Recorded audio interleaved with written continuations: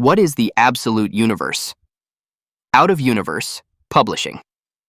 It's a separate continuity, imprint at DC, overseen by Scott Snyder, like DC's answer to Marvel's old Ultimate Universe. It launches out of DC All-In Special #1 after the event, Absolute Power, with new series like Absolute Batman, Absolute Wonder Woman, Absolute Superman, later Absolute Flash, Absolute Green Lantern, etc. In-universe story. It takes place on Earth Alpha or Alpha World, also called the Elseworld, one of the two centers of the new multiverse alongside Earth Omega. This Earth was originally a blank, primordial world discovered after Dark Knights, Death Metal and Infinite Frontier, similar to Earth Zero but unfinished. The twist? In DC All-In Special #1, that world gets completely rewritten by Darkseid's essence, turning it into the Absolute Universe, a universe infused with the entropy of Lord Darkseid. So, Absolute Universe equals Earth Alpha, reshaped into a full reality where everything is flavored by Darkseid. How is it birthed? In story, the birth happens in 3 big phases. The Alpha world exists first after the Metal Wars and Infinite Frontier. The multiverse expands. 2 special worlds emerge. Earth Omega, tied to Darkseid. Alpha World, Elseworld.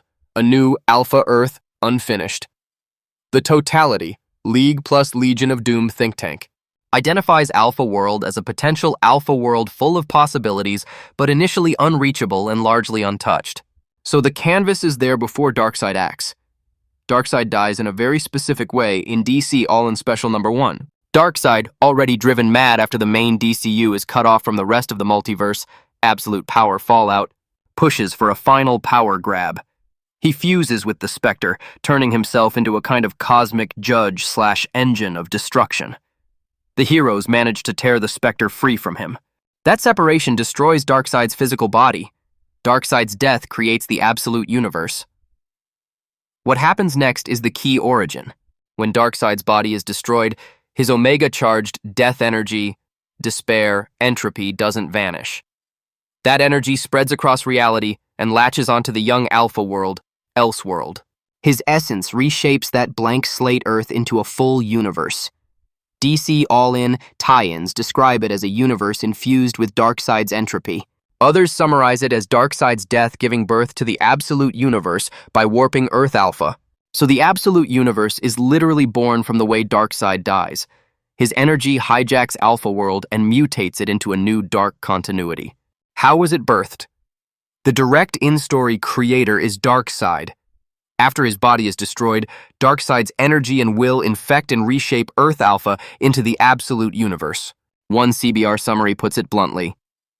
The new universe created by Darkseid was created using negative energy as opposed to the mainline universe's positive energy. CBR.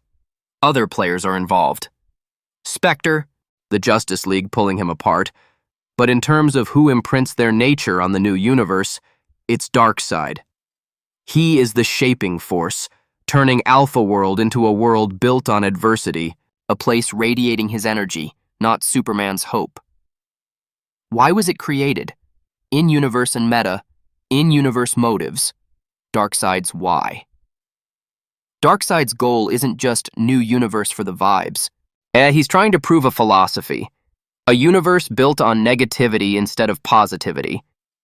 Articles describe the Absolute Universe as being created from negative energy, the opposite of the Superman-charged main DCU. That means justice, hope, and heroism are not the starting point. Goodness has to fight uphill against a universe whose base code is despair and control. A world where heroes are underdogs, not institutions. Snyder describes the AU as a world where society is shaped by Darkseid energy. So heroes are seen as disruptive, small chaos, not accepted icons. Core bits of their status are stripped. Batman without his vast wealth, Diana without her idyllic Amazon childhood, Superman without the Kent's full nurturing influence, but their core essence and themes remain. Darkseid wants a laboratory Earth to prove his ideology by seeding an entire universe with his energy. Darkseid is basically creating a cosmic experiment. What if everything, history, systems, culture, is rigged my way? If heroes still emerge, they must struggle in a world that constantly pushes back. which he believes either breaks them or reforges them in ways he can exploit. So, the Absolute Universe exists as Darkseid's negative mirror to the Superman-influenced DCU, a proof of concept that the cosmos can be built on despair and still function. Behind the scenes, DC's reasons are very clear. Fresh starting point. All In plus Absolute Universe give new and lapsed readers a clean entry like Marvel's Ultimate U, without nuking the main continuity. Modernized takes. They can do bold remixes of Batman, Superman, Wonder Woman, etc., without mainline continuity baggage, while still telling ongoing DCU stories separately. A unifying hook. Instead of "it's just another Elseworld," they brand it as a Darkseid-shaped universe, giving it a strong thematic identity and tying it into the previous big events: Death Metal, Infinite Frontier, Absolute Power. Big rule of the Absolute Universe. Scott Snyder's whole pitch is, all their advantages are gone. Darkseid designed the Absolute Universe so heroes don't get the wealth, safety nets, or perfect upbringing their Earth Zero versions have. Start lower on the ladder, with systems and institutions actively against them. That rule shows up in each Justice League-type character. Superman, last son of Krypton versus wandering labor-class god, main DC Universe Superman, Earth Zero, a classic. Kal-El, raised by Jonathan Martha Kent in Kansas as Clark Kent, mild-mannered reporter. Secret identity at the Daily Planet. Big theme equals truth, justice, hope. Krypton is advanced but often portrayed idealistically until it blows up. Absolute Superman. Kal-El on Earth Alpha. Born into the lowest labor caste on a class-stratified Krypton. His parents are a miner and a farmhand, refused entry into the elite science league. Grows up being told that the poor workers are the real people of steel, so his politics are much more working class, revolution adjacent. Comes to Earth as a drifting champion of the exploited, not a clean-cut metropolis reporter. The book literally erases Clark Kent as a civilian identity and undermines his traditional "I will always tell the truth" angle, which is a massive break from the classic version. So, same basic heart but way rougher life and no comfy reporter alter ego. He's more like a wandering folk hero than a polished JL founder. Batman, billionaire playboy versus broke civil engineer main Batman. Bruce Wayne, orphaned son of ultra-rich parents. The Wayne fortune bankrolls the Bat family, the gadgets, the satellites, everything. Raised by butler Alfred, old money, old mansion, etc. Often literally the richest guy in any room and the guy funding the Justice League. Absolute Batman. Bruce grows up without wealth. He's a blue-collar civil engineer by day, building and maintaining Gotham's infrastructure. His father dies later, on a school field trip, and his social circle is working and middle-class kids who eventually become remixed versions of villains like Nigma, Cobblepot, and Dent. Alfred isn't a cozy butler. He's a former MI6 operative or handler, a much more morally gray mentor. This Bruce hand builds his gear from what he can scavenge, and his entire mission is class war against Gotham's elites instead of a rich guy cleaning up crime from inside the system. So compared to the main Justice League Batman, Absolute Batman has no billionaire privilege, no fancy tower, and is much closer to the people he's defending.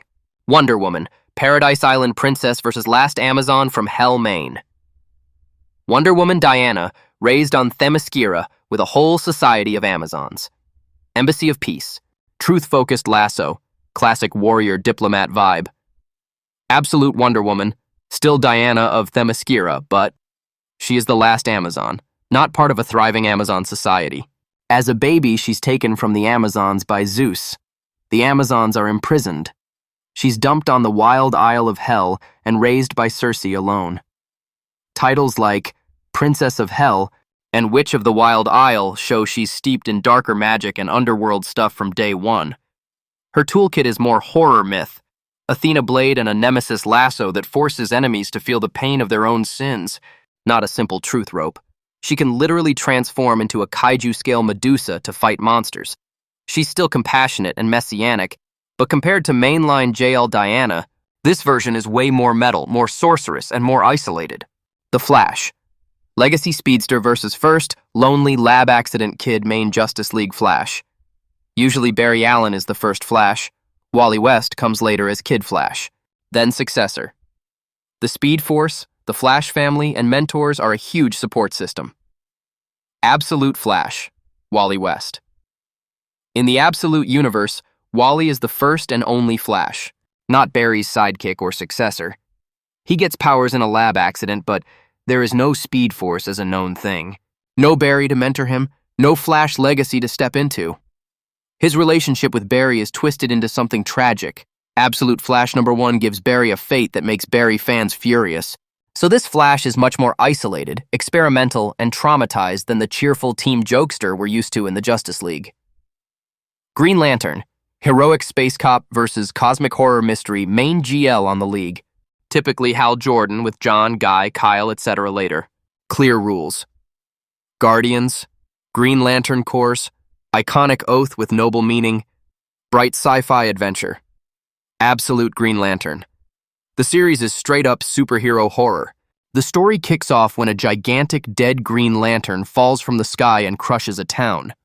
Focuses on Joe Mullane plus Hal, John, and Guy, all dealing with the fallout and weird theology around the lanterns. The classic oath is rewritten with a new origin that turns it into something ominous and cultish instead of purely inspirational.